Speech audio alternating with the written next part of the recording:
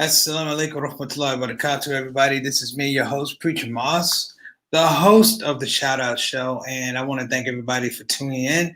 For those it's your first time, I hope you enjoy yourself. For those who have been a part of the show from day 1, day 2, day 3, or day 40, we appreciate you coming back.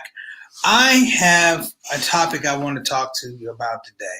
It's a very interesting topic, and I'm talking about how we can look at racism differently. I think one of the strongholds that we've had, or one of the strongholds of, I won't even say racism, I'm just going to say a lack of creativity across the board in terms of racial identity politics. We tend to look at the laws that affect us. We tend to look at the attitudes that affect us.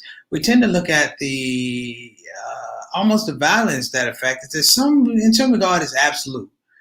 We believe that these things are absolute. And when you think of something as absolute, you think in terms of time, almost a weird type of finality. When it's absolute, there's no, if you will, there's no chance to do something different. There's no idea about, oh, you know what, I can come up with something unique.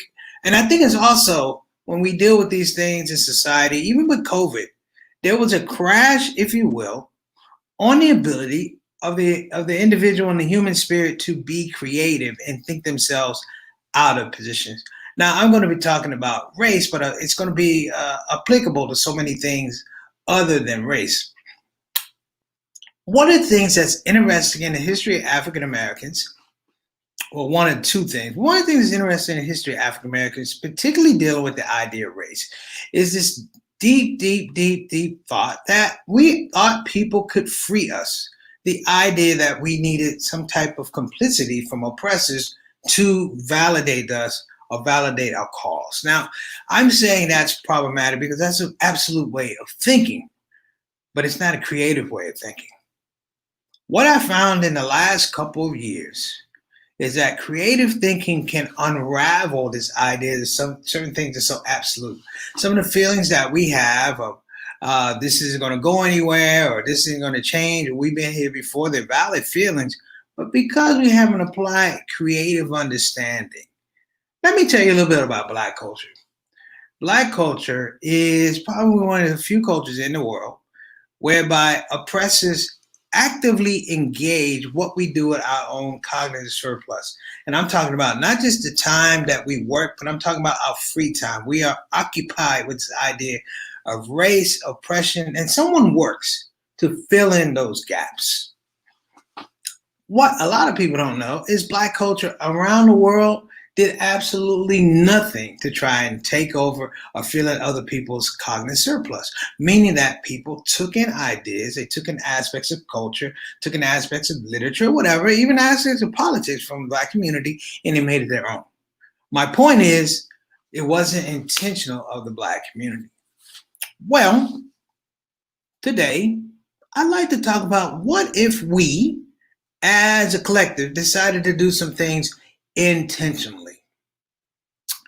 Now, some of you guys saw that piece I did about white supremacy, serial killers, and dollar stores. One of the things that I pointed out was that economics is the driver. The most influential person in the United States is an economist. Well, I'm not saying we have to go get out of the green economy, but I'm saying creatively, maybe we could make a choice. Maybe we flip around this mantra of trying to get people to stop being racist. When you think about it, there's so many other things in the world that are destructive, and you can stop somebody, you ask them, but they don't stop. Drug abuse hasn't stopped. Domestic abuse hasn't stopped. Alcoholism hasn't stopped. Racism hasn't stopped. Poverty hasn't stopped. We say stop these things, but you know what? People don't stop them. And racism is a situation scenario. It's never stopped. You know why? Oddly enough, you're asking people who've approved something. Imagine this: someone has a meeting. They come together, they figure out what it is, they approve what it is to do, what they're going to do, then they come to you, they give it to you, and you ask them to stop it. You weren't a part of that process. Now, there's a back door around it, and that back door, brothers and sisters, is called creativity. That's where being a comedian comes in. Because every once in a while, you come up with a good one. In the scope of racism, what if, brothers and sisters, we allow the people who make the preference to be race or have racial preferences, we allow them to have those racial preferences. However, we require a license to do it.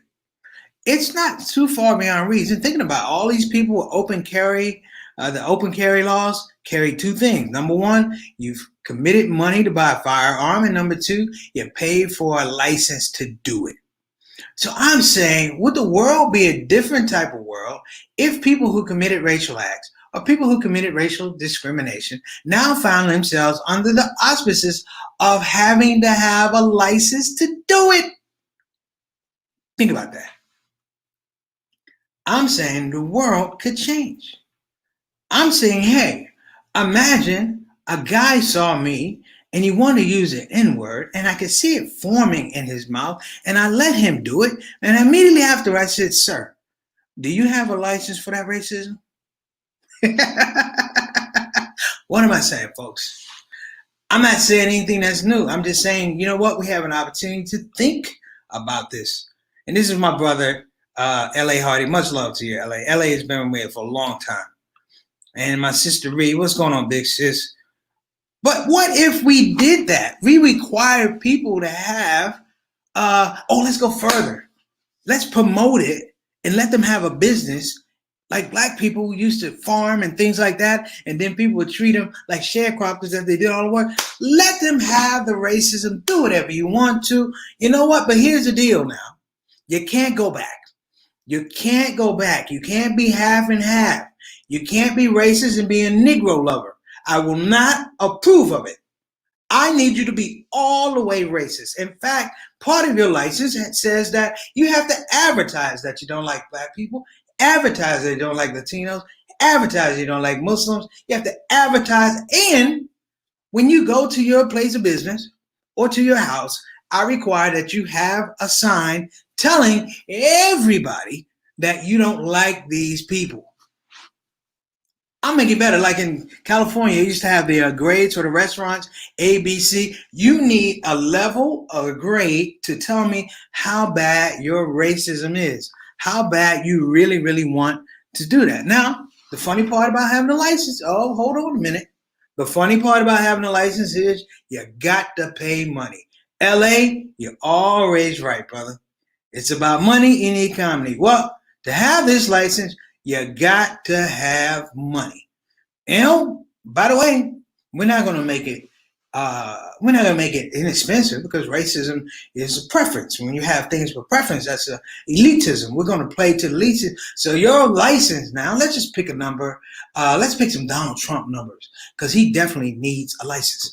Let's say Donald Trump decides he wants to be a racist and he goes full out, but he needs a license. And every time he says the words Chinese virus, he has to give up a golf course.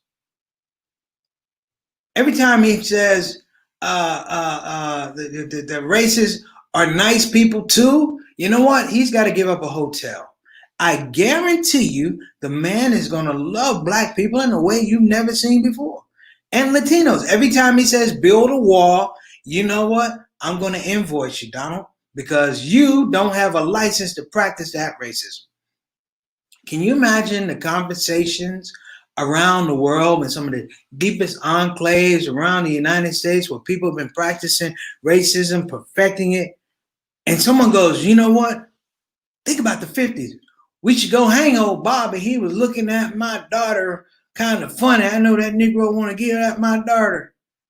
And someone goes, hey, we can't go after Bobby. You know, my license is suspended.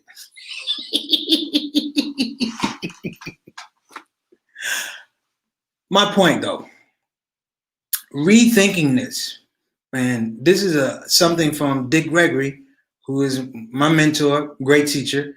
But someone asked him in a video, I hope you can find it. He said, how do you reform cops? You know what he said? Make them have insurance to be police. Make them have insurance. Make the insurance high. Because you know what? The cost of living and being a Black or African-American person in the United States is a high cost. Nothing else costs more than being Black in America. Well, guess what? That money that we're going to collect off those licenses, in the words of my brother Derek Ball, we're going to take that money. Maybe we don't have reparations, but maybe our Black kids that go to college don't have student loans anymore. Maybe we take some of that money, we put it in the infrastructure. Maybe we set up a Black small business association where we can get loans and we can build communities and we can build businesses, our own commercials. That's all I'm saying. I'm not being mean. I'm not stopping you from being racist. I'm saying, doggone it, you need a license. I'm not out of control, folks. Think about this. Think about it. Any good doctor that you ever dealt with, what's their number one complaint? They have to pay malpractice insurance. When I say pay malpractice insurance, what am I saying? It means if they make a mistake as a doctor, right? They make a mistake as a doctor, then the insurance covers. Well, I'm just saying the same thing. If you're doing racial preference, and it's important to understand this where it comes from. We think that the hate of African Americans and other minorities comes from, it's this racial hate. Deeper than that. It comes from a culture that's passed along. That's how racism is passed along, and people are comfortable with it. Sometimes people are comfortable with it. Sometimes they're conscious, unconscious, but it's passed along, and it enjoys the specter of it's not put in a space where there's a litmus test where we say, how much do you really, really, really, really, really despise Black people, and we put a financial amount on it. Say that you have a business or a scenario whereby you make $100,000 a year, but part of your license, we treat it like a franchise now. Part of your license is that for everything you get gross, you got to give 15 to 20% to Black causes. And you got to get another 10% to immigration. And then you got to give another 5% to poverty. I say be successful because you're making me money. Now, some people are going to preach you going the wrong way. I'm not going the wrong way, brothers and sisters. I am not. I'm issuing a challenge that we need to think differently. I just came out of a training for El Hibri Institute, and someone asked, how do you get to a point where talking about Black pain and Black trauma, we can be empathetic? And what I said, at some point in time, brothers and sisters, African Americans, just like Latinos, we have to get creative. Part of empathy is time and patience. You have to be able to tell people, I understand that you're empathetic, I appreciate your sympathy, but right now that's not what I need. What I need is space. I need creative space and patience. And when I need you, when I call on you, then you'll be there. Then I can tell you how you can help me. For a lot of years, we just haven't done that. Give a shout out, Sister Sakina and Charlotte. How you doing? There you go, Mr. Noise. But we haven't done that. What we've done is create more and more opportunities for the people that don't like us to take up a cognitive surplus. Meaning, we deal with BS and distractions. We don't deal with purposeful understanding. We're not really challenging the government. We're having funerals all over the place and memorials, but the fact of the matter is the people that we need to change, they're not attending the protests, they're not attending the rallies, and that darn sure aren't attending the funerals. Look and see how many policemen from Minnesota showed up in Houston. I'm going to leave that alone. I'm going to say they had good intent. But the system that allowed for it didn't show up, and apologize. The system that allowed for it in Minneapolis didn't show up and apologize. I'm not saying that it was business as usual, but people take exceptions, if you will. People take exception to how two things: how Black life is lived out, and number one, how Black emotional intelligence is deciphered. If you create this situation where you now have to have a license for your racism, and it has to be reviewed. Like we need a review board for your license so you can keep your license. How about that? Did you like that one? I like that. We're gonna have a review board of all Black people. All no, like mostly Black people, some Latinos, and some Muslims, and I guess you can have some. You'll have a plethora of people, okay? But I'm saying you got a board who will sit almost like probation. You ever see that? One of my favorite scenes in a movie is Morgan Freeman, even though he looked 112 years old. In the movie Shawshank Redemption, when he thought he wasn't going to get out of prison, he's in front of the parole board, and he basically cusses them out. After so many years of begging for it, they give it to him. But what if we had a review board that talks about whether you should have your license or not, whether you should be allowed to practice racism, and you set up any kind of BS guidelines like they do? It's almost like a Homeowners Association for Racism. That's it. Yeah, HOAR, whore. LA, you like that one? Yeah, you have a whore board, and these people come, and we sit there and we micromanage their intentions with race, and we do it all around money. We do it all around money, and we make it to the fact that every year, just like in the inner city, every year I'm going to make everything more expensive for you to operate as a racist. And think about it. If I catch you out of pocket without your license, you get fined. Ooh, I like that. So if I catch you at a rally, or I catch you looting or something like that, or I catch you trying to be, let's say, disingenuous towards indigenous African Americans and Latinos and Native Americans, I have the right to stop you. Oh, wait a minute. What the hell am I talking about? I forgot all about Brunswick, Georgia. Ahmaud Arbery. 3 white men? Imagine if you could be there following them while they're following Ahmaud Arbery. And you're driving and they're chasing that Black man down, and you have the right to make a citizen's arrest because you can stop these guys and go, hey, let him go. What's going on here? What's going on? What? Let me ask you a question. I heard he's just a Black man running down the street. I got that. Just we're in Georgia. A lot of Black people, Black men in Georgia. He's running. A lot of Black men run. Let me ask you all 3 of the questions. Do you have your license? Do you have your license for that racism? No? Come with me, sir. And, sir, in addition to your fine, you will be brought up on charges in front of the whore board. I'm too much today. But on a serious note, I'm asking us to think differently because the people that we're dealing with, they don't think at all. When people are absolutists about something, they don't think at all. And it's one thing about African American people and indigenous people and Native Americans, there's a spirituality to their creativity. And we have to get back to that spirituality about creativity.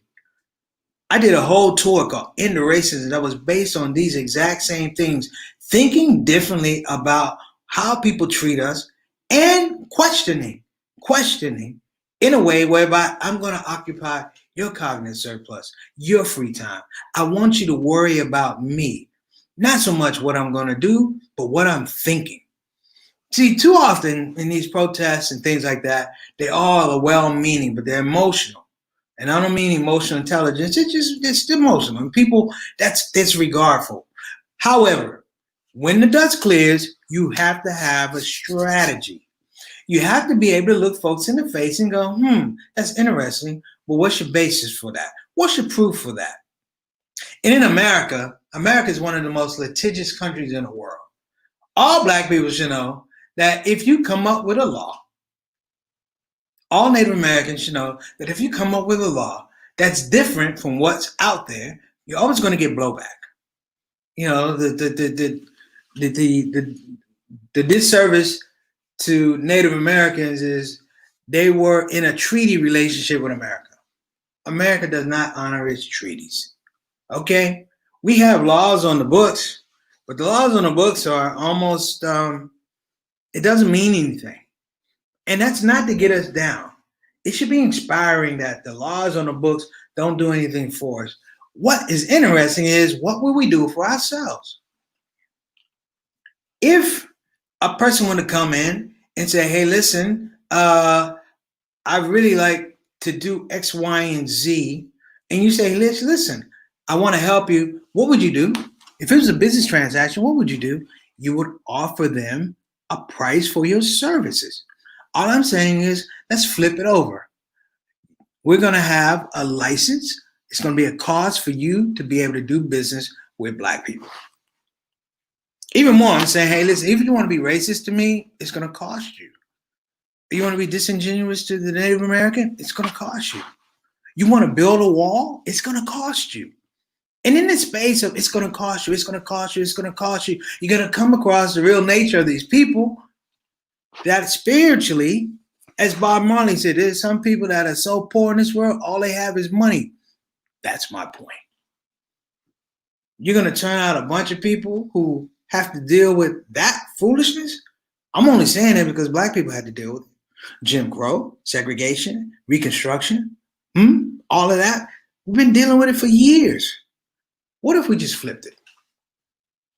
What if a person said, hey, listen, Mr. Hardy, because he's on here, Mr. Hardy, I want you to either freeze. I know what you want to do, but here's the cost. And before I do it, are you bonded as a racist? Oh, that's clever. That's clever. Because you know you can't do anything in this country without understanding liability. What racists don't understand in this country is liability. And when I talk about racial preference, we're talking about a lifestyle now. It'd be interesting to see how many people are willing to stand up and go, I'm going to defend my license. I'm going to keep my license. In Congress, they go, I'm going to keep my license to be to do racial preferencing. I'm going to keep my license. And I want the world to stand up and show me your license. I wanted to be public. I wanted to make sure we have a clear accounting of everybody out there. You can't hide anymore. We're not going to give you anonymity. You're going to pay. It's going to be registered at the county clerk.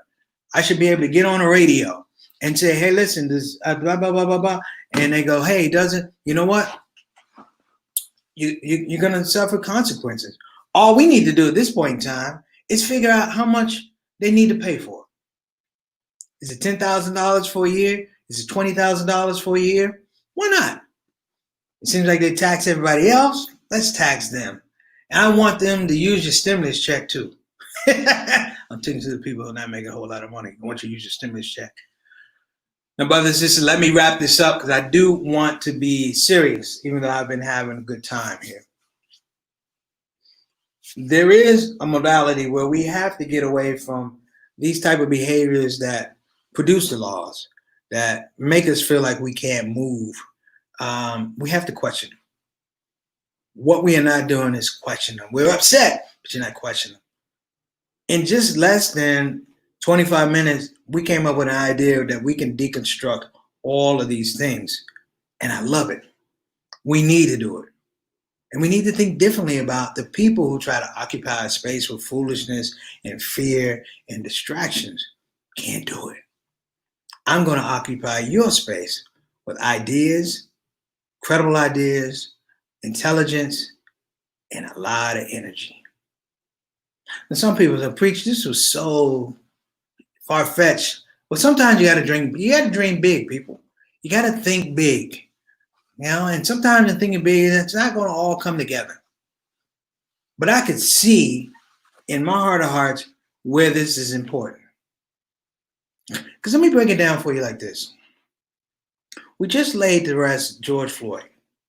If you watch the video of him being choked out for 8 minutes, people were scared. How emotionally lifting would it have been if I or you walked up to the police officer and said, "Hey, do you have a license? You have a license for that racism?" No, then take your knee off his neck.